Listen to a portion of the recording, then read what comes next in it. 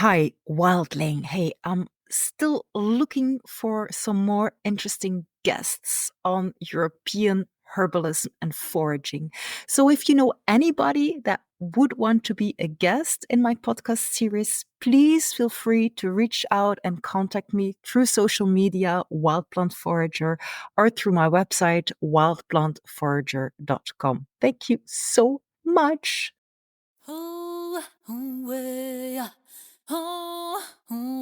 Welcome to Wild, the podcast for wildlings just like you. Wildlings who want to transform the prevalent plant blindness to collective plant wisdom. My name is Lieve Galle. I've been working as a herbalist and wild plant forager in Belgium since 2002. In those years, I've seen a lot of changes.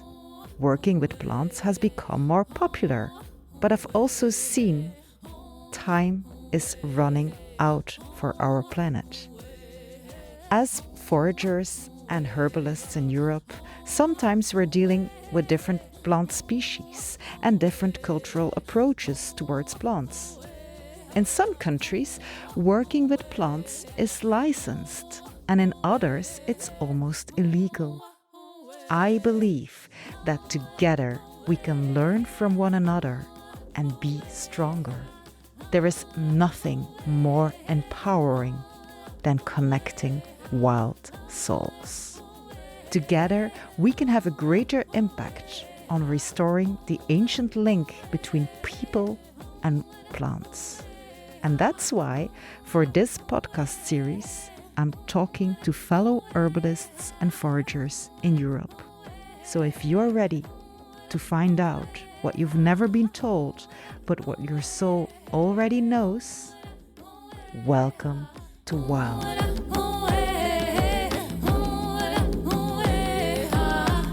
Welcome, Wildy, to this new episode of the Wildy podcast for wildlings working with plants just like you. And today I have a guest from Sweden, Lisen Sundgren. Am I pronouncing that right? You are pronouncing that very well. Thank you. Awesome. How did your journey with plants get started? Was it something that was already present in your childhood, or has it developed later on in life? Tell us. It's a combination. I grew up, in a outside of Stockholm in a house with a garden, so it was easy accessible for me to go out and forage for nettles and dandelions and all those fairly common plants. And also, my grandfather was very botanically interested, and he taught me the botanical names of plants. He was like, that's very important to know, it's Bellis perennis and Myrrhis odoratum, and so that's always been with me in a very natural way. We used to go foraging for blueberries and wild strawberries and things when I was a child. So it's always been a part of it's in my DNA. So later on, the herbs really took me into their world when I've always been interested in eating healthy foods and curious about what makes me feel good, So I was living in London and Paris and New York as young, in big cities, super active life and very ambitious. And I was living in New York for many years, where I got interested in yoga and health and herbs for a little bit, but then I was burnt out. And I went back to Sweden. And the only thing I wanted to do, the only thing that I could sort of visualize or just do, because I was just, everything was very dark, I would just go out into the forest every single day. And eventually I started getting curious about the plants around me. And after that, I did a 1-year herbalist training where the wild plants were a big part of it. And so it just grew from there. And then I started working at a place called Rosendal's Garden in Stockholm, which is a biodynamic farm. And the herbs, wild as well as cultivated plants, I just, it was still like I couldn't see anything else. I was completely drawn in. by their scents and tastes and beings, So eventually, to make a very long story short, I changed my path from acting to becoming a herbalist. And All right. that was in 2000. So, I think it's totally fascinating that your grandfather actually taught you the Latin names, the botanical names. yeah. But I don't know how it was in Belgium, but in Sweden, in the olden days, the kids in school had to learn, they had to make a herbarium. So they would go out and gather specific species of plants and press them and put them on glue them onto a piece of paper and write they had to learn the botanical names. They had to write where it was found and what date. And so that had been a part of his childhood, and then he carried that with him all his life. And does it still happen in schools? No, but I think it should. Yeah, It I think, should. yeah, it's pretty similar in Belgium here. Yeah. The older people, I still have some herbaria of older people that Oh, gifted them to wow. me, and I think it's so precious. Yeah. Um, but yeah, I don't know why this suddenly stopped, because to me, it's learning an essential skill about the world that you're living in. And Exactly. And that we are it's, part of.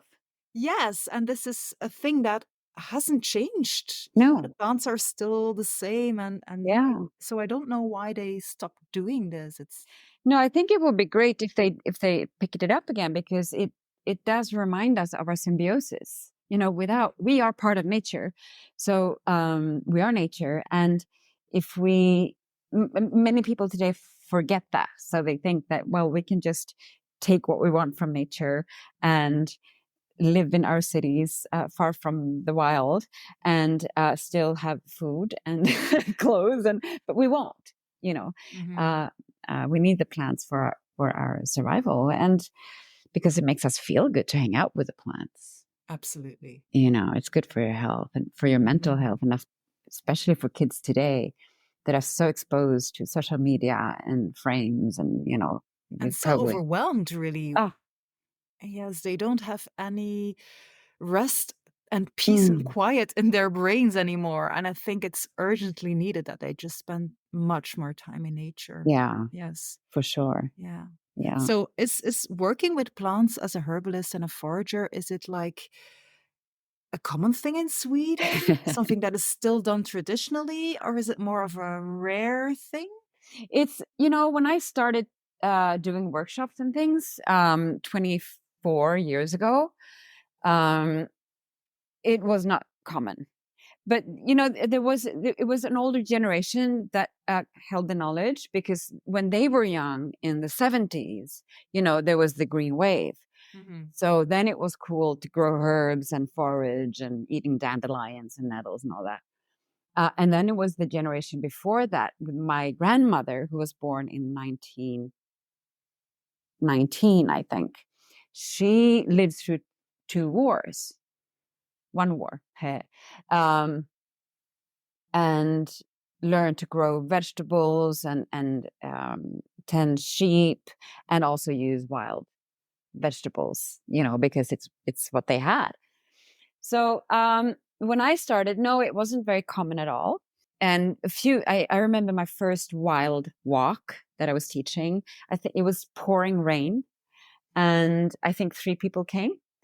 And I'm so grateful to those 3 or 5, I can't remember. We were walking around with our umbrellas, and I was talking about goutweed and nettles and yarrow and all those things. Very enthusiastic. And since then, I've done hundreds and hundreds of wild walks, because I've noticed the growth over the years. And something happened about 15 years ago when the new Nordic Kitchen was launched, which was a big thing. And then the chefs, because prior to that, like in the 90s, I remember Crossover Kitchen, when it was uh, trendy to have the whole world gathered on a plate, Mhm. eating crocodile from Australia and mango from Taiwan, everything, the whole world should be on the plate. Today, that seems just outrageous, right? So with the new Nordic kitchen, chefs wanted to use what was grown locally. And ideally, they want to, take their bike to the nearest farmer and dig up their own carrots and, bike back to the restaurant and stuff. But and so they also opened their eyes to the wild food because it it brings. I mean, chefs think about flavor Mhm. foremost. Mhm.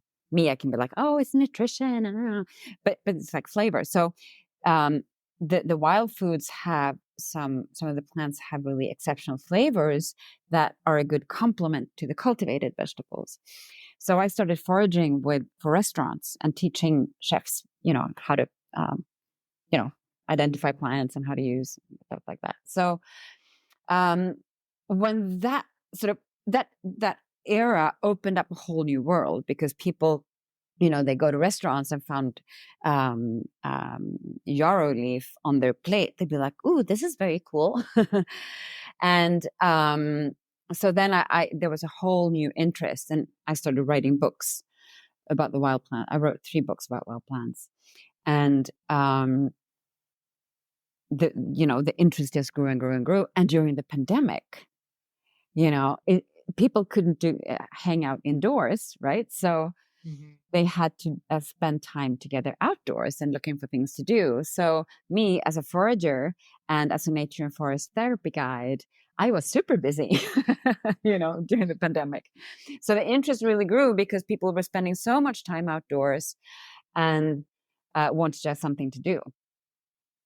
So, and I think there's many reasons why the interest is growing. It's because some people are preppers. They want to be prepared. Mhm. For the worst. Great. Others are more sort of lifestyle oriented. It's like, oh, I like to hike or hunt or whatever it is they do, and then they want to be able to pick their food. Others have more sort of health, approach and are looking for the nutrition and the variety eating and more varied diet and blah, blah, blah. So, and others are more into sustainability. So it's beautiful because it doesn't really matter what door you choose to go into, as long as you find it leads to nature, right? It brings us Yes. home. Yeah, Yes. Yeah, from what I hear, it's pretty similar in Belgium yeah, also. And I have to say, I love to have chefs on my foraging courses because yeah, you're right, they think in flavors, and it's yeah, so interesting and so enriching to, you let them taste something and they just start, oh, I could combine it with this or with that. And they just make combination that I would have never thought of. yeah. So it's always very inspiring. Yes. Yeah. Yeah. Yeah, it was so funny. I don't do it so much anymore, but while I was foraging for restaurants, I would come with my bags through the kitchen door and leaving my bags there, and I felt like a bag lady, and with soil on my hands. Of course, I washed them in the kitchen, but then I would go and eat there, and just to see what they had created, Yeah, just to you see the know, creativity, it's amazing. Yes. yeah, Yeah. yeah, so So is there in Sweden a difference in like basic botanical skills in more remote areas, you think, than in cities or? I think now it's getting better, but I think the skills have been pretty poor, actually. And I think it's because we don't have that natural interaction with Mhm. with nature. And now because the interest is growing, people who have been foraging for a month and just learning are like, oh, I'm a forager. But I remember there was a chef who once was like, oh, I found this great plant. It tastes like oyster. I'm going to use it in an oyster dish. And it was what's it in English? Vitsippa. It's part of the ranunculus family. So it was a toxic plant. So, it's like, do you really have to know what you're doing if you're going to serve this at your restaurant? But in general, yeah, I find it's quite mixed, but I always try to start from the very beginning at my walks because some people haven't, there's, of the concept plant blindness. Mm-hmm. Mm-hmm. Yeah. And I find that's extremely common. And so I always encourage people to start with the plants that they do know. Like most people will know dandelion. Yeah. Yeah. Most And they people can will do a know lot nettle. more with that than they would have ever imagined. Exactly. So why try to learn 30 plants in one go? Start with Mhm. one or two plants that are easily available to you and then go from there. Because there's also that there's the plant blindness that's an issue, and also learning, becoming intimate with a plant and learning what time of the year is which part best. Like if you take dandelion, for example, yeah, you want to take the leaves, but not in July. Right. I mean, you can, Yeah. but they taste. If you're a beginner, take them in spring. Yes, when they're less bitter. Yes. Exactly.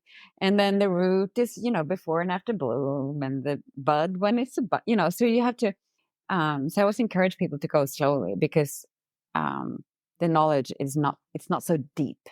Mm-hmm. Mm. Yeah, I remember people asking me about flowers and seeds on plants, and they said, Yeah. wait, Lieve, are you telling me that in order to have a seed, you have to have a flower first? Like Oh, that is dear. the order in which it always Oh, happens. And I thought, whoa, this is like next level plant blindness, really. yeah, So exactly. it's kind of sad, really. It's really sad how It's far we've come horrendous. from nature. Yeah. Yeah. And that's really why I do what I do. I think it's great that, and, to be able to say, it's great to share recipes and stuff. But for me, it's more about the experience of going out in nature and being in search of plants, Hmm. because that's when you have to slow down. Right. You can't be in a hurry. Hmm. And you can't be in a hurry when you pick the plants, because you have to, be conscious of how you do it and how much can you take and da da da da. Da. And suddenly you hear the birds and you may be feeling the sunshine on your back, and suddenly you're breathing a little deeper and suddenly you're like seeing new things with this little plant, like, Hmm. wow, I never saw that nettles, the hairs are actually all going in the same direction, and to me, that's the adventure. Yeah, it's about being in the here and now, Yeah. whereas in a lot of other aspects in our life, we're just constantly distracted by Yeah. social media and other things that just Yeah. make us to another place or to another time instead Yeah. of being in the here and now, which is Yeah. really all there really is. And focus on one thing Right, exactly. without being Yes. interrupted and tempted to go on Uh-huh. Instagram or, and also, I mean, herbs are slow medicine. So herbalists also use herbs for medicine, and most of them, I mean, some can have an immediate effect. Like if you need something for sleep, yeah, you can take valerian or something, and that's great. But most of them work over time, Mhm. so they're really teaching us we have to get to know them. They work over Mhm. time. Not all plants are right for us. Like some do really well on lemon balm for sleep. Others do really well on uh, uh, yeah, valerian or passion flower, and you Mhm. have to sort of learn what dosage is right for you. This And is we're like the not used opposite to of the that. instant gratification that we have all the time. Oh, It's about yes. patience and about slowing down. And Yeah. yes, this is medicine in itself already, I think. Yeah. And that's why when people ask, so okay, so what's healthy about this plants, and what are the active ingredients, or what nutrition is in there? I'm like, but it's so much more Hmm. than just the active ingredients or the minerals, or Exactly. even though they are important.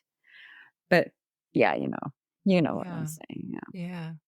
So for me, as a Belgian herbalist and forager, I can only dream of the amount of natural spaces that you still have in Sweden compared to Yeah. Belgium.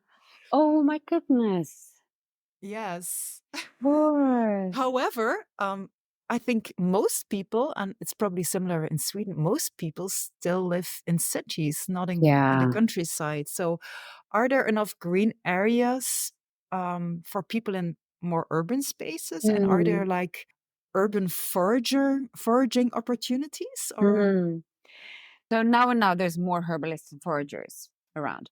So I think we do have Sweden is beautiful that way, that we do have a lot of green space.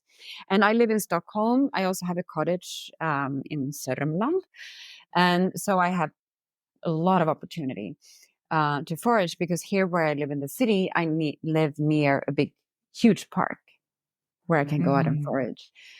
And we have what's called allemansrätten. You Yeah, don't I have was that wondering in. about that because I've heard that on some conditions you can even forage on other people's property. Yeah, Like, is that a thing? I know. Okay, tell me all about it. Yeah. So allemansrätten is a beautiful thing. So it means in English, it's all man's right to access. So it means that we are allowed to gather plants, um, leaves and flowers, but not and mushrooms and berries, but not roots or Mhm. branches. So we are allowed to do that, even on private property, which I don't recommend people to do when I teach, because I think I wouldn't want anybody to go into my garden and pick my dandelion.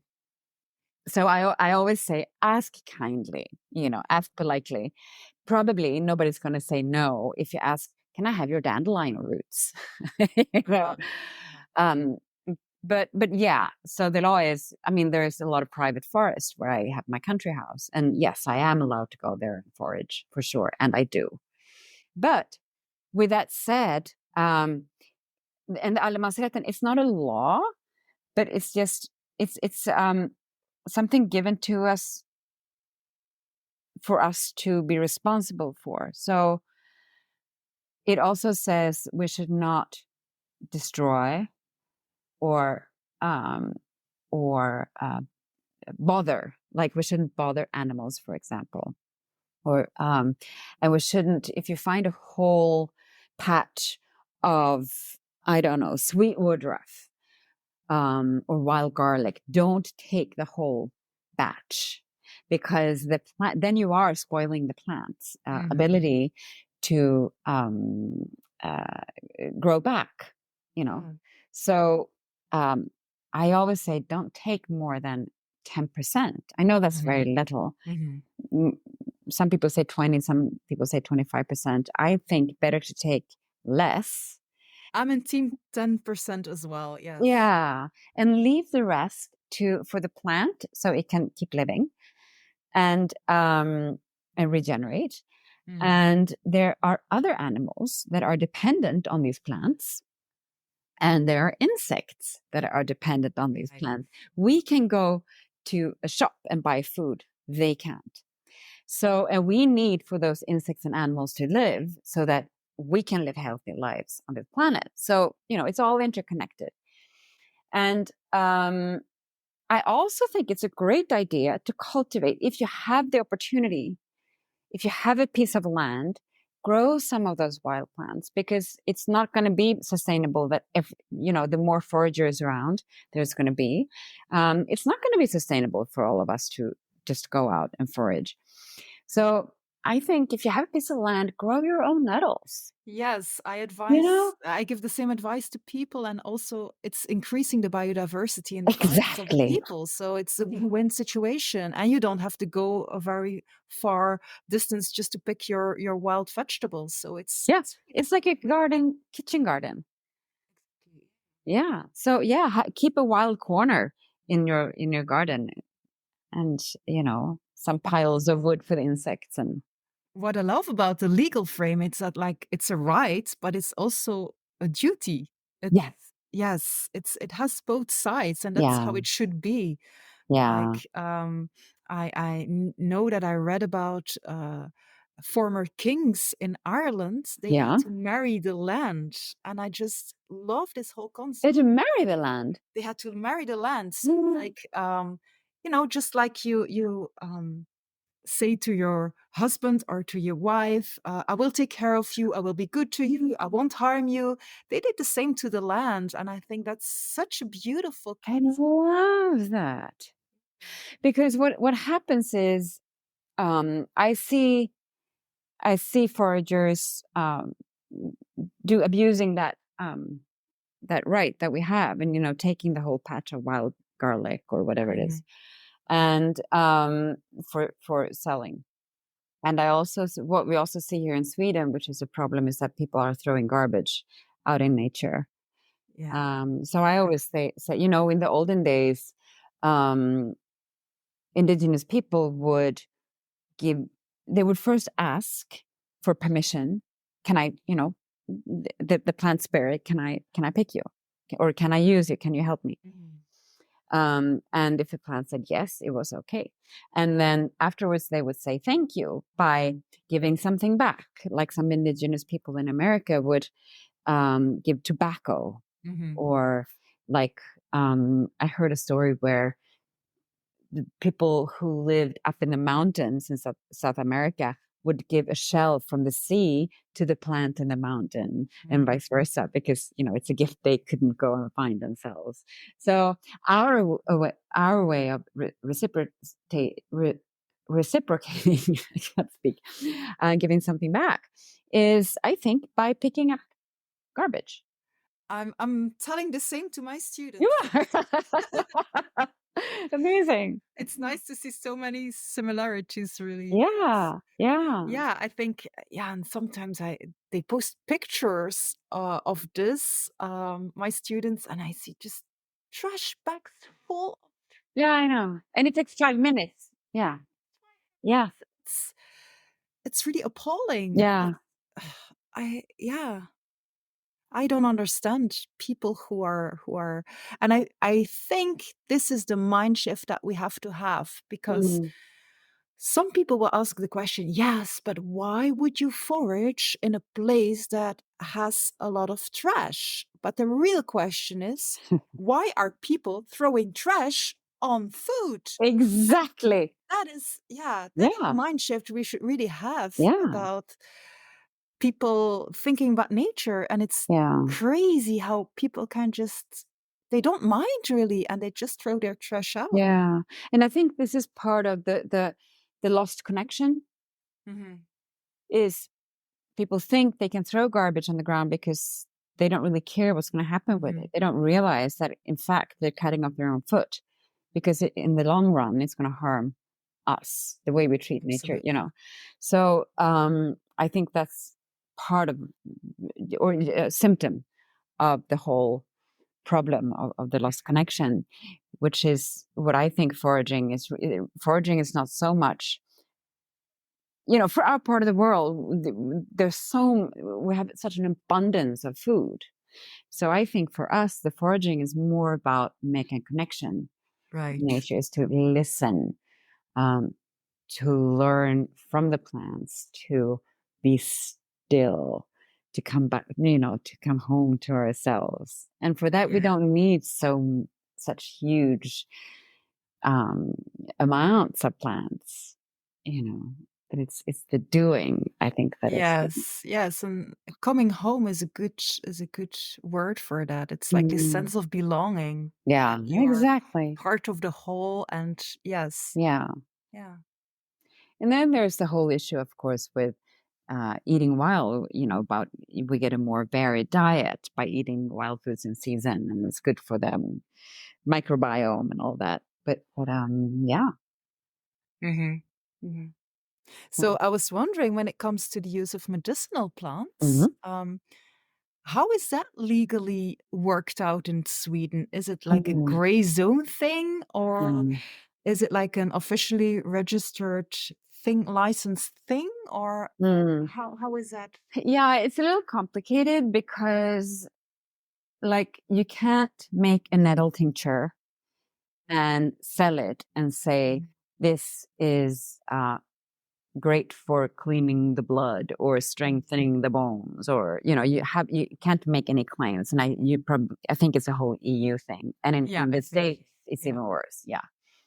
So, but you can sell Coca-Cola to children anyway. Um, but I'm doing a lot of research right now because I'm writing a new book, and um, there is quite a lot of research these days available. It's just that, I mean, I can write about it in my book, but I can't sell a product making claims, you know. So I think that's a lot why I do what I do. I teach, you know, I write books and I teach so that people can own this knowledge for themselves and use it to maintain their health. Um, so, but I did just today find a report about how actually there is a lot of science done on nettle and St. John's wort and meadowsweet and rhodiola that actually shows that they do work for, you know, like the meadowsweet, that it is anti-inflammatory and pain relieving and stuff. So it is coming because we need to have new alternatives to some medications, because some of the medications are so addictive or they give so many side effects, you know. So, but again, doing the research costs a lot of money. So there is, but it's happening. And some of the research I do now is on cultivated plants like lavender and lemon balm and rosemary and basil. But it's happening. It is happening. And the difference with the wild with the plant at using the whole plant as medicine, for example, nettle, is that if you get a medicine from the pharmacy, it's probably they've extracted one or two active substances from the herb, right? And so it's very, very high concentration, which is more harmful for the body. So that can lead to side effects. But in the whole plant, there are so many constituents that work together synergetically. And plus, they're much lower doses. So you have to really take a lot to get, like valerian. You can take quite a lot without getting nauseated. So it is happening, and herbal medicine is still a big part in the world. I mean, it's 80% of the world's population is still using herbs for medicine because they don't have anything else. Yeah. So And how is that in Sweden? Like, do medical doctors or do no, hospitals ever use herbs? no. But it's funny because I had a doctor's appointment recently. I had to do a checkup, and because I get really low. Winter is a really difficult time for me, and seasonal affective disorder, and so I take a lot of herbs in winter. And I was talking about this, and he said, because I don't want to take antidepressants, because it's not like I get a heavy depression, but just life runs out of me. I say and laugh, but anyway. And he said, well, we can actually prescribe St. John's wort. And then he looked it up, and then he said, oh, and now we can't. But so it seems like St. John's wort is on and off right now. But it has been, that was new to me, because I know in Germany, doctors can prescribe herbs. But so it's interesting. Yeah. Oh, it's like allowed and then forbidden. And yeah. So I went, and because my own St. John's wort, I was out, so I went and bought some more St. John's wort. And I said, my doctors approve. So yeah, but it's happening. There's a great website called Herbal Reality, and it's a doctor, Simon Mills, and some other very cool people who are working with it. And so they have monographs on each plant, and they have a lot of research links for, references to the research. So it's very accessible, but you can Okay. also find the research there if you want to go really deep. So I see it all over the place. It's coming because it has to, because we can't keep living the way we do. So, Yes, that's right. and the herbal medicine is cheap if you make your own Mhm. stuff. I have a small little garden here in the city. It's like 4 square meters. So I'm going to have a herbal garden there with just calming herbs. And it's not going to cost me a lot to plant them. And then I have medicine for years to come. Yeah.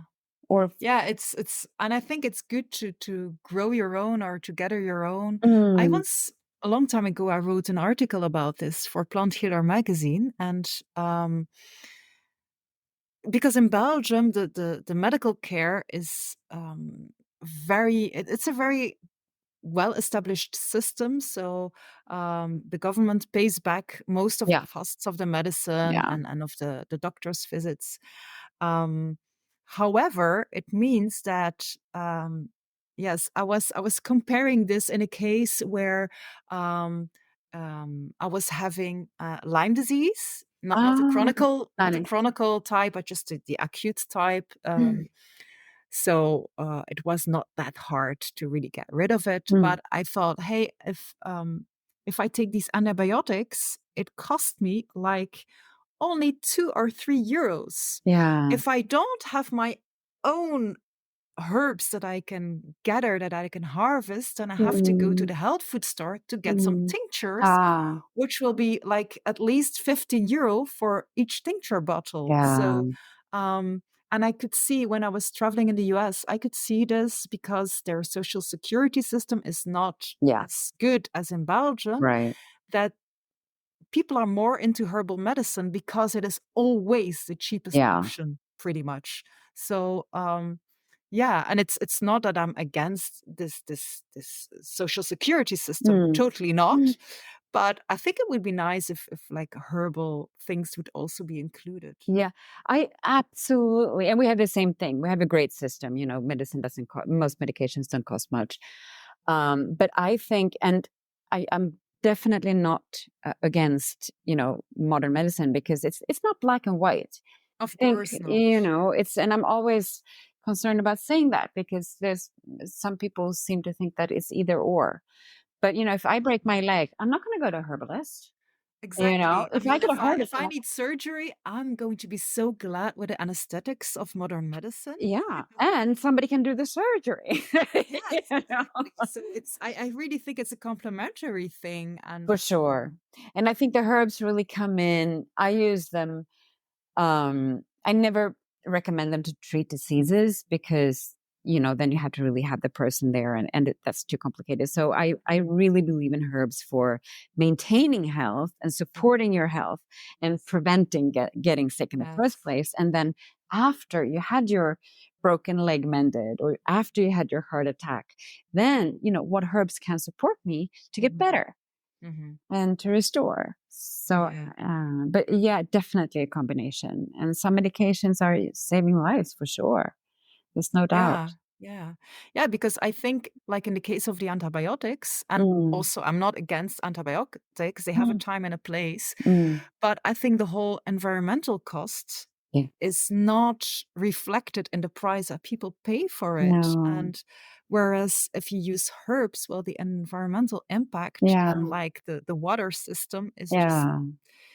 pretty much non-existent. So Yeah, exactly. And imagine if, because I think it's heartbreaking to see, how many, I mean, I'm not perfect. Nobody's perfect, but, I did, and, I cook my own food, and I cook it from scratch, and I try to eat a varied diet and a little bit of everything, and organic and all that. But, there's so much we can do to support our immune system, for example, and our nervous system.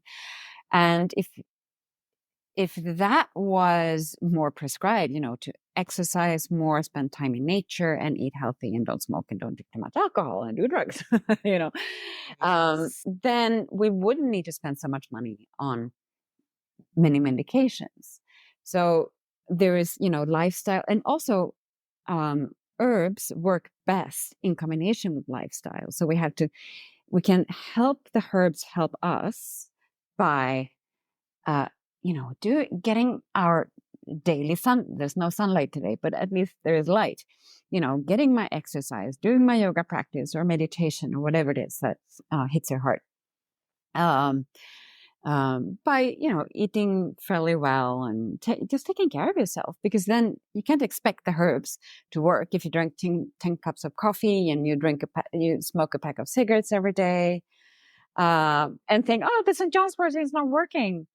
Ooh, I wonder why. Well, this actually reminds me of another podcast that I made, and I was telling about somebody who was asking me for herbs to protect him against lung cancer, and I was a bit surprised, and I said, Okay. "Okay, where does this question come from?" And he says, "Well, I'm a chain smoker, but I do not want to get lung cancer, so I'm looking for herbs that can protect me." And so, of course, I replied to him, "Nothing will have the same impact as quitting smoking." Exactly. It's obvious. Yeah. So yeah, this is the same, it's like this whole picture of chronic stress, of Yeah. movement, Yeah. good food. Yes. And maybe stress reduction being top, the most important thing to deal with, because that's what causes so much disease. Yes.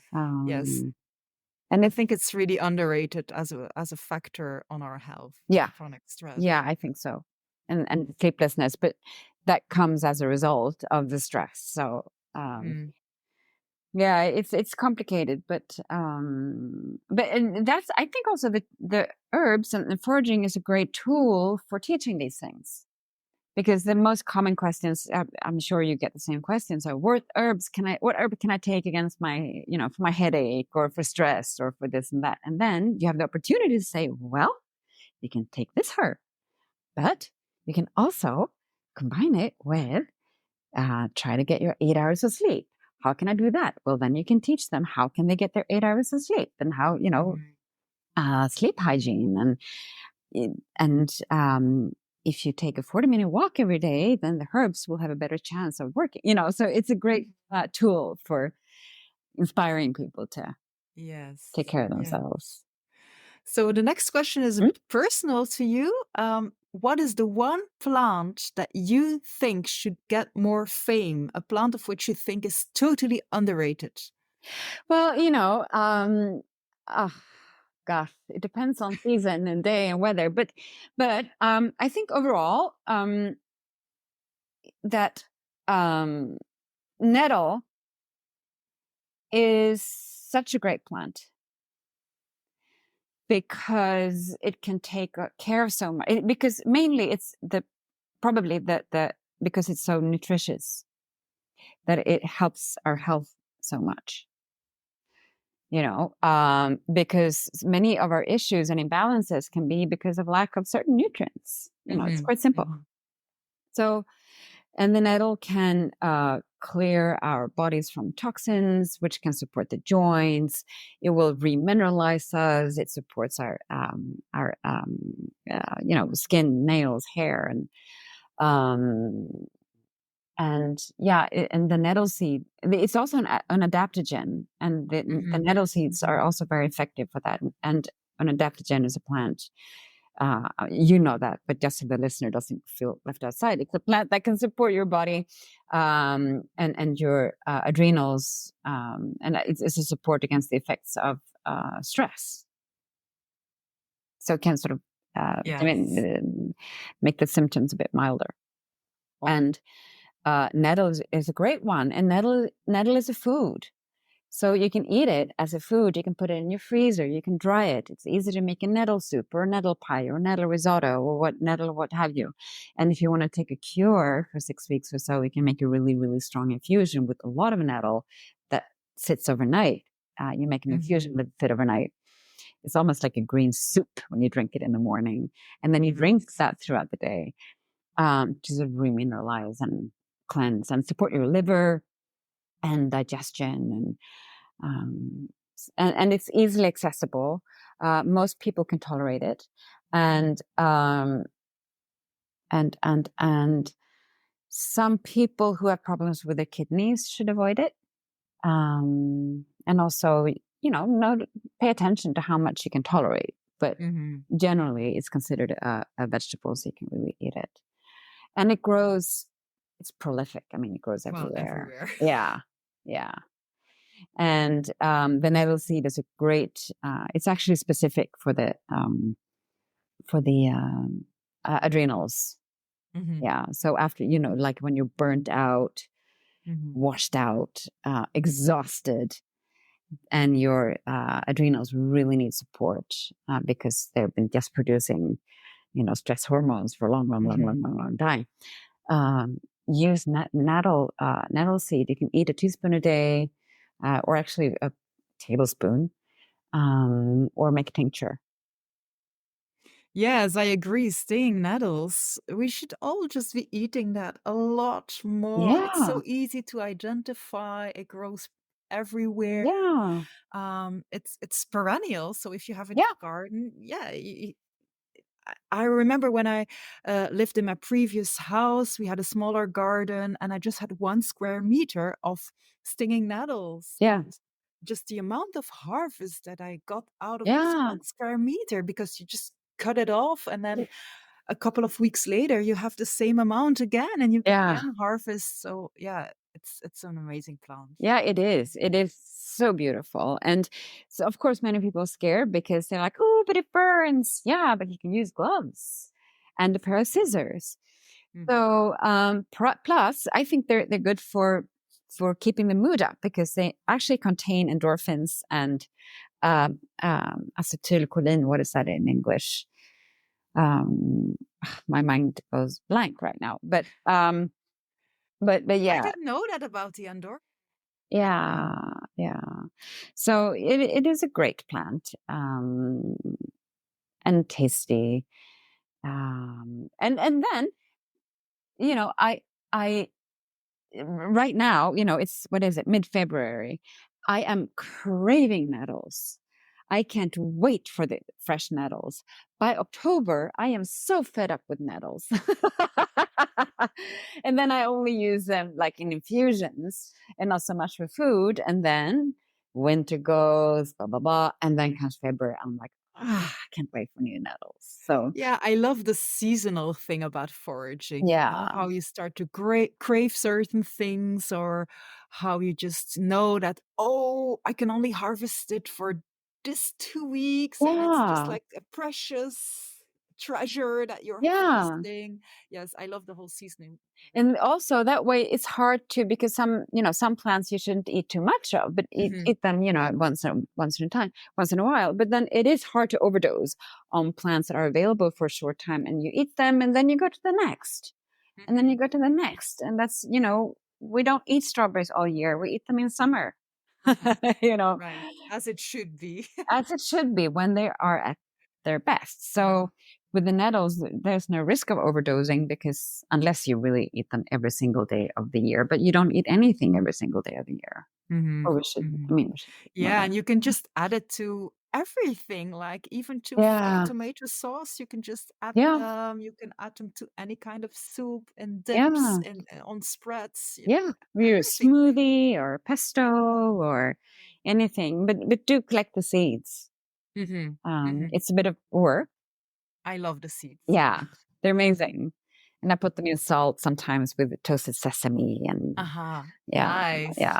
So nice. it's So speaking of seasons, mhm. last year I had a Dutch woman that lived in Sweden in my foraging classes, and she made me very much aware. She said, "Well, the plant species that we have here in Sweden," she said, "are like 80 to 85% the same as in Mhm, Belgium and in the mhm, Netherlands. mm.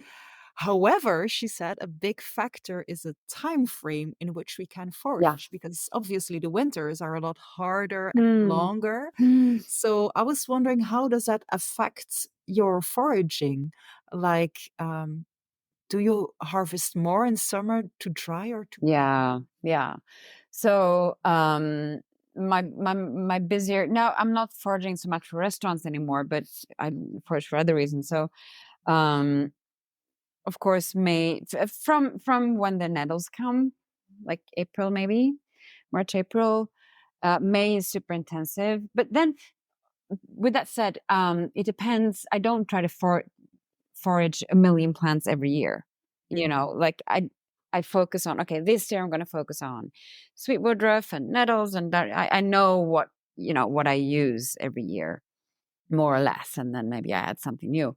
So I know this year I'm going to go for the nettles and the sweet woodruff and linden flower. I do a lot of roses and rose hips. So May, June is super intensive, and that's when I do most of my workshops also. And I'm foraging for an event in May, and they need 2 kilos of nettles. That's no problem, but they also need 1 kilo of mixed, herbs for salad. 1 kilo is a lot, It's yeah. So there's many occasions like that. So I try to focus on what I need for myself. I try to spread that out over the year, and then so May, June is intensive. And then, of course, with the St. John's wort and red clover and yarrow are plants that I pick. But I can pick them mostly all summer, like June, July. And then comes August, September with the rowanberry and elderberry and rose hips.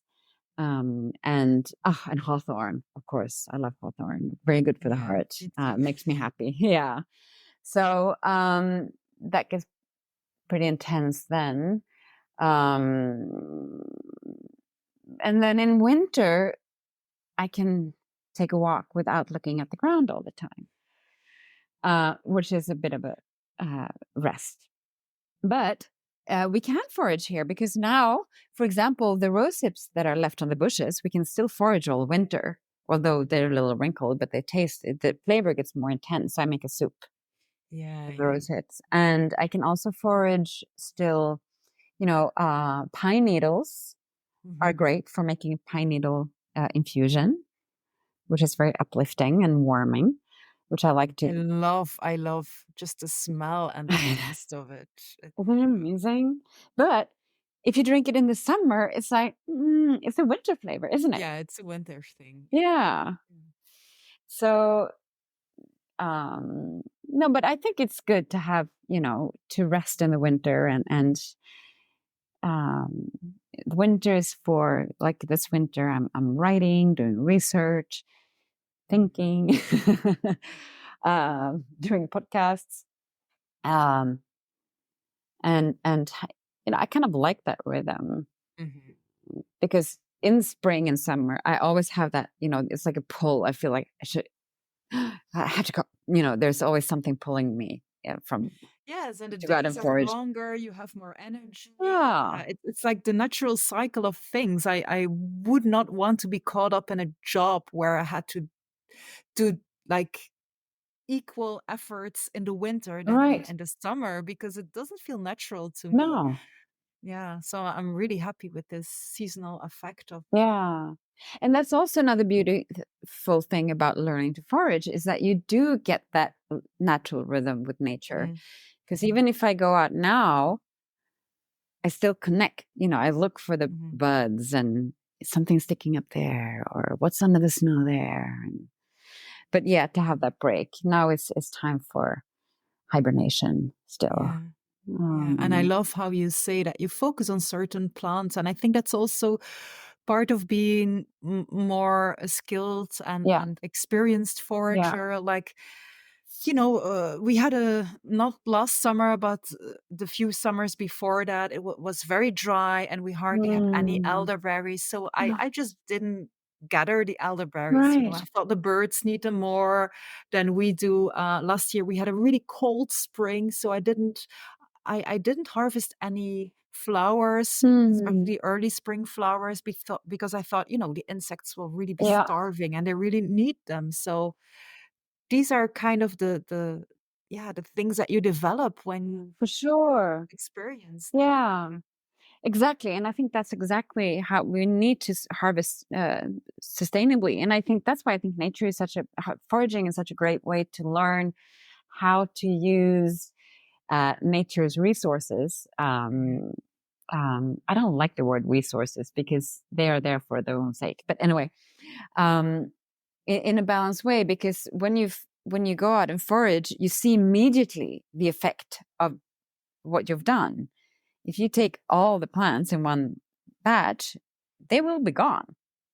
Yeah. So you're exactly right. We need to be mindful. If there's no rowan berry, we don't go for the rowan berry. We take them for next year. You know. I'm just curious, what do you use rowan berries for, or how? Ooh, I love rowan berry, and I think I mainly that's. use them for my voice, for the throat. Oh, really? Yeah, like a Huh. concoction for the throat. If you really want to, you're Ah. using them. Yeah, and they're another underestimated flavor. I love that bitter sour flavor, and I can eat them raw and make people go ew. But that's another thing that the plants can teach us is different flavors. But yeah. So what I like to do, my favorite thing I think is to I put them in the freezer overnight and then thaw them and mix them with just a little bit of honey, like only enough to make the berries like a little sticky, and then add a pinch of salt. And I put it in a clean jar and put it in the fridge for about a week. And then the honey and the salt will pull out the liquids from the raw berries, and that becomes like a little um, compote or something. And you can eat that with anything. All right. Really delicious because then you have added the sweetness, so they get a little more palatable.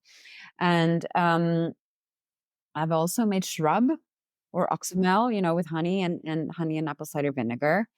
And I let that sit for a really long time, like months. And I get this bright red liquid, and it tastes like Campari. Oh, really? I know. So and then I take a little bit with carbonated water, and it's like a cocktail, Wow. but it's non-alcoholic. Okay. Yeah. Well, this is something I've always heard about rowan berries, that if you make something with it, like a rowan berry jelly, Yeah. and you let it stand for months or even for years, that it just changes in flavor, Yeah. becomes more interesting and Yeah. more, yeah. It's super interesting flavor. And I've made tonic from it. I had china bark and cooked it with some other spices. I can't remember which exactly. And made it a tonic to use for. I was doing this tonic project for a company that were developing wild tonics. And yeah, that was delicious. And then you can use it for cocktails. You can use the shrub for cocktails as well. I'm not a big fan of cocktails, but for those who are. um, yeah, exactly. And then you can use, so then you only use the liquid, but you can save the berries and use them like in cakes. Imagine making a really dark, gooey chocolate cake, and then you add some rowan berry. That makes a really interesting combo. Coke, chocolate, and rowan. It's All nice. right. Yeah. I've dried them to use in like granolas or in cookies or bread. What else have I done? I don't make jellies because I'm not a big jelly eater, but you can make jams and Mhm. stuff like that. But I love the oxymel and the honey thing. All right. Thank you Yeah, for sharing that. yeah, you're Yes. welcome. You mentioned previously the rosehip soup. That's Yeah, really typically Swedish thing, I yeah, think. And you say soup, but it's really like more of a sweet thing. yeah. Okay, tell us Yeah. about it. So when I was a kid, we would have very common thing, rosehip soup or cream of rosehip, but it was made from a powder that came out of a paper bag, and it was very sweet. And we ate it with little almond cookies. So and cream or ice cream, very yummy, very sweet. Now, if you make the real thing, you take the rose hips and remove the little rest left over from the flour and let them simmer in water for maybe 15, 20 minutes. And then with the seeds and everything. And then you take a blender and blend it to a soup. And then it becomes really gooey because all the seeds are in there. And you go, "Ooh, I can't eat this because the seeds are like gravel. They're really hard. Plus, they have little hairs on them, which are itchy in the throat." Oh, it's terrible. I know. Ooh. And so then you take a sieve and put it over a bowl, and then you take a spoonful at a time of the sort of roasted porridge and put it in the sieve and strain it. I take a spoon and sort of go push, push, push, and so that the liquid or the cream of rosehip comes through the sieve into the bowl, and then you can throw away the seeds in the compost. Um, and then I put that in the freezer because then when I use it, I can decide how to flavor it. Do I want to use it for dessert? I can sweeten it, Yeah. or I can use it in a dressing, with oil and vinegar, or a marinade. So it's super delicious, and it's of course full of antioxidants and vitamin C. And the mix shouldn't boil; it should just simmer because otherwise you Mhm. destroy the antioxidants. But yeah, so that's really easy. And yeah, some people, and I've done this once, but it's so much work. The seeds they have a really precious oil in them, and they're rich, really rich in antioxidants. You can buy rose. How do you oil out I of it? know. Kitchen supply. Yeah. Well, yeah. No, you can't do that. But with the seeds, after I had them simmer and made the rosehip cream, I dried them on very low temperature in the oven, and then they become a little crunchy, and then I mix them in a blender Uh-huh. to a powder. But it's so much work. Yeah. It's yeah, you can do that, but you know, I still do. Yeah, I've cooked up rose hips before and then just strained them like you mentioned. Yeah, And I love to just put a little bit of salt in there and then just use it as a replacement for a tomato, like on a yeah, exactly, like ketchup. pasta Or sauce or yes, yeah, yeah, just with some spices. Yeah, yeah, because it's not so sweet. It's no, not, it has, right? like tomato also has this little bit acidic Yeah, thing, but also a sweet thing, especially if you boil it for a longer time, then yeah, with a pasta sauce. So yeah. I think it's a really interesting flavor. Roasted pizza, that's nice. Oh, I've had um, what was the other berry we talked about? The rowan The berry. rowan berry. I had those on pizza with goat cheese and nettles. That's really yummy as Right. well. Speaking of pizza, Rowan berry yeah, yeah, yeah. So you're right. yeah, and the rose hips, of course, you can use them just as an infusion. You don't have to make a soup, but it is delicious. You can make ice Uh-huh. cream from it, and yeah, so that's yummy. Wow. So And I think the that's berries, yeah. yeah. No, I'm sorry, but I think this is also part of the benefits is that first it makes you really creative, inventing recipes, and it's a sense of satisfaction, which I think is good for health. Because nowadays we can buy anything. We don't even have to cook our food anymore. We don't have to sew our clothes. We don't have to build our furniture. Um, and when we do make something with our hands, I'm a knitter. I used to knit since I was a child. And, that satisfaction when you put on your own scarf that you made, or you built the chair or whatever, or bring home food from nature and cook it. There is a satisfaction in that. I did this myself. That's very self empowering. And I think that is super important today. Well, we basically, all we have to do is push buttons all day. Yeah. Yeah. And I think there's another thing as well that, and this is what I like. Some of my friends are into Ayurvedic Hmm. medicine or like traditional Chinese medicine. And I think if you cook for yourself, especially with wild plants, Hmm.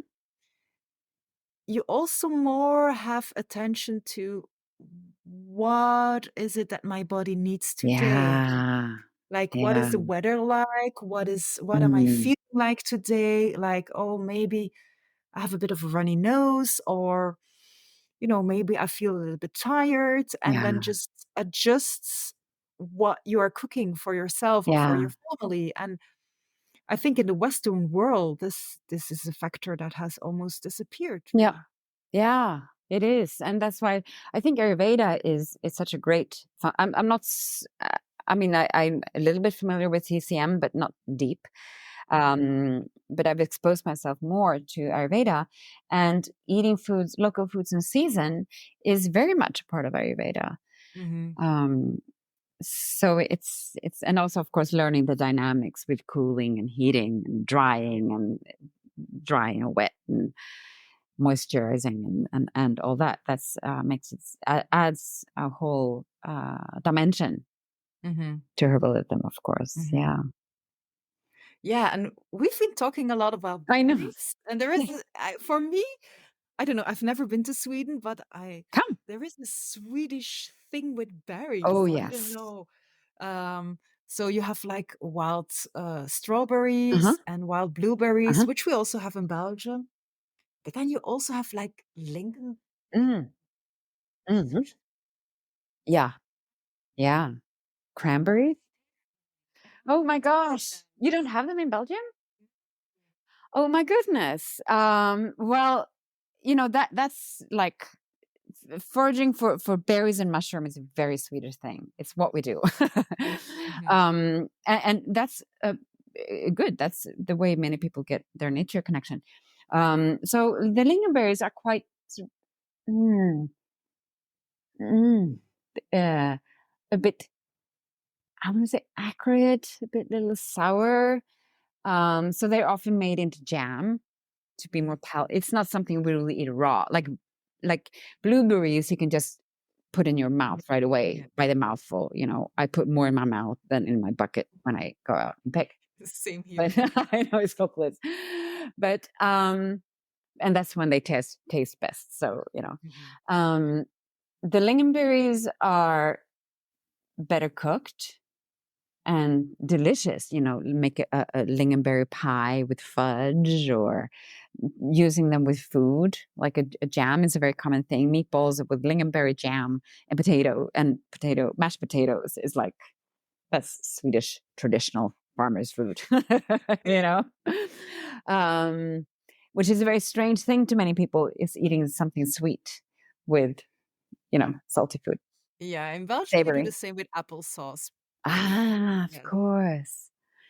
Yeah. So, and also you have a bit of the same climate and maybe history with like farmers. You took what you had in season. And then you had the applesauce, and then you had the Hmm. pork and or whatever. Hmm. So the lingonberries, my grandfather would always eat his overnight oats with rårörda lingonberries, which means that you take them raw and mix them with a little bit of sugar. As you stir them with sugar. So that's because they contain a natural preservative. So um, you can actually preserve lingonberries in a jar with water, and it'll keep a really long time in the fridge. So uh, the stirred the lingonberries that are stirred with sugar raw, they will keep really well, and then you get a really even fresher taste of the lingonberries. So that was his like milk, overnight oats, and raw lingonberries for sugar Hmm. breakfast. And what were the other ones? Oh my gosh, to me, cloudberries is a luxury because I live in Stockholm, which is far from the Hmm. north. But I was up once there, uh, going cloudberry picking with a friend, and I thought I was in heaven because I'd never seen them real before. This is maybe 10 years ago. And I mean, I had seen them like on a plate or in a shop, but Hmm. never on the ground. I'd never picked them. And it's just one berry on each little plant. Whereas in, blueberries, kind of 50 blueberries on Hmm. one plant. But here's one, one, one, one, one. And you go, and the ground is quite wet where they grow. And on a good day where there's a lot of cloudberries, there's like a yellow field and you have the air up there in the mountains is so wonderful. So to me, that's really something extraordinary. And then to eat them with just cream, plain, natural, like that is Hmm. amazing. Um, and you can actually eat them with, you can, like with the lingonberries, with a little bit of sugar, and you stir them and eat them with cream. And that's a very common dessert up there. I love berries. I know, they're amazing. And, they make you feel so rich. In August, harvest time is it's such an abundant time, because where I live, where I have my country house, there's a farm. Some friends have a farm and they grow a lot of vegetables. So, when they harvest, there's the carrots and pumpkins and tomatoes and lettuce and squash and everything. And in the forest, there's the roseberries and the lingonberries and the rowan berries. And it's like, it's such a time of abundance, Uh-huh. which is really Yeah. gratifying. Yeah. Yeah. Sometimes when I'm experiencing this in my garden and the hedgerows here, I think, oh, there's not enough time to Oh, pick it all and to, you just have to make choices sometimes. yeah. And that's something I've learned over the years, is to make those choices. I don't need to make 25 different tinctures. Mhm. I've learned which ones more or less I need over the Yeah. year. Same with her, so it's, Yeah. in the beginning, I would make 30 different oils and lots of tinctures, because it was so much fun, and pills Mhm. and honeys and oxymels and this and that. But then you have to use them, and you can't pick more than you're actually going to use up. Exactly. But you can put in Yes. the freezer. So Yeah, the freezer is really good for yeah, and especially for berries. Yeah, yeah, because they keep so well in the freezer. yeah, Yeah. definitely, Yeah. definitely. And the berries are great for shrubs too, or Yes. oxymels. Yeah, Yes, yeah. absolutely. Yeah, that's right. So, is there a thing you think the government could do Mm, to help restore this connection between people mm, and plants? mm. Schools, start with the kids. Mhm. Absolutely. I think it should be a part of the kids' education. They spend so much time in front of their screens, but they should spend more time in the forest, or just growing carrots or something, and learn about plants for sure. And I've been working a little bit with children and foraging, and teaching them very common, easy to identify plants. They learn so fast. It's amazing. And then the kids love to teach their parents, you Exactly. know? Yes. So that's a beautiful thing. And if you exactly. So if you have that knowledge from childhood, where you feel safe in nature, which I am blessed to have, not everybody feels safe in nature. So that's also a learning process. So that's one thing. And I also think that, if, like, forest therapy or spending time in nature, um, with a therapist, or on your own, could be something that people who are burnt out, or recovering from sickness, if that could be part of if they could get a recipe, Mhm. you don't need a recipe to go out in the forest, but sometimes you just need for an authority to To tell tell you, you. okay, or you need to go with a therapist. Forest therapy is great. It's great medicine. It's used in Japan, Uh-huh. uh, a lot, and in other parts of the world, in South Korea, Thailand. Yeah.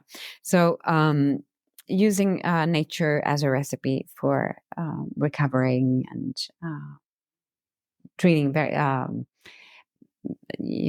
depression, and I Mhm. think that will be an amazing thing, because once that connection clicks, it never goes away. Yes. You know. Yes, that's also what I experienced myself. If I look back on my childhood, my childhood and then my teenage years, Mm. I was actually a really lonely child. And then I Mm. discovered the plants and I never felt alone Exactly. anymore. Yeah, it clicked. It's exactly the way you Yeah. describe it. And it never goes away. It's like Yeah. something that is installed inside of me, in my essence, Yeah. and it's part of who I am. And it will Yeah. never, ever go away. No. And like you said, you hit it right there about the not feeling alone, because that a lot of people suffer from that today, from Hmm. feeling disconnected and feeling. And I mean, myself, I live on my own, I work on my own, I spend a lot of time by the computer, by my kitchen table, and sometimes I don't meet. I mean, I meet people every day because I have neighbors, but I spend a lot of time on my own, and sometimes, yeah, that can get very lonely. But when I do go out in the forest, it somehow just goes away. Mhm. If nothing else, and at least temporarily. And I think that's so it's great medicine. It Mhm. really is. Yeah, more people should experience it. Yeah. And once they start going out in the forest, maybe they start meeting people they can go out in the forest with, and they won't be so lonely Uh-huh. anymore. Yeah. So, one question that I ask to all of my interviewees. So, as a herbalist in Sweden, are you ever called a witch? And I'm asking Yeah. this because people keep telling me, hey, Lieve, you're so lucky to live in this day and age because you would have been burned alive if you lived Yeah. Yeah. in previous times. Is it the same in Sweden? Yeah. And they say, "Oh, you're a witch," but I'm not a witch. I have great respect for people who call themselves witches because they have a certain knowledge that they're interested in that hasn't appealed to me, which is very intricate and deep and I'm sure important in many ways. But that hasn't been my path. I'm not a witch. I use herbs for maintaining health and as Mhm, as part of uh, a sustainable lifestyle. Um, mhm, and yeah, but it's true that women and men with knowledge on how to use plants, they were burnt on the stakes, and that could have happened to us, absolutely, because they weren't necessarily practicing Wicca practices. They were just healers, mhm, doing what you and I do, teaching people how to use plants to stay healthy. Um, but no, I'm not a witch. And sometimes it can bother me that because that's a whole different profession and yeah, path. yeah. Um, but I guess because it's so new to people and like plant blindness, it's like, oh, you work with plants, you're a witch. Yeah, it's like they have to categorize. Yeah. Exactly. And I don't want to be categorized. Sometimes I work with plants, sometimes I'm a writer, sometimes I'm just hanging out with my friends. I'm just me. you know? I'm a herbal, and I'm a nature and forest therapy guide, but I do a lot of things. Uh-huh. But yeah, you're right. It's like people need that categorization and distancing, perhaps, because it seems Uh-huh. so strange. And it seems like the Wicca whole thing is growing, and I see more and more people calling themselves witches on Instagram, and I'm sure that's has healing benefits for them, and that's great. But it's not what I do. Mhm, mhm. Yeah. So listen, if people want to find more info about Yeah, your work with plants, where can they get more info? Like a website, social yeah, media accounts? yeah. I'm on Instagram, and you can find me at Life by Lisen, and I'm sometimes I post a lot and sometimes I post not so much. I try to be fairly regular. And then I have a website called lifebylisen.com where I post, you can read about my books. They're in Swedish. Some of them have been translated, but not to Dutch, but to um, um, Polish and Norwegian and other languages. But yeah, and also about my workshops, which I do uh, here in Sweden. So right this year, I'm focusing a lot on a new book, which I will announce more about later in the year, which is very fun. Yeah. So yeah. So that's where you can find me. And if you're in Sweden, stop by and say hello. Come to my workshops at Rosendal or something. All right. All right. Yeah. So thank you. Thank you so much for this wonderful conversation. I've really enjoyed it. And thank you for reaching out. This is fun. Foragers unite. Yes. Yeah. Stay wild. Thank So you so to much, you, Neve. you're very welcome. You're very welcome. Thank you. And to you, Wildy, that has been listening, thank you for being here. I hope to see you back with our next episode. And in the meantime, keep nourishing your wild soul and keep powdering your nose with dandelion pollen. Bye. Word.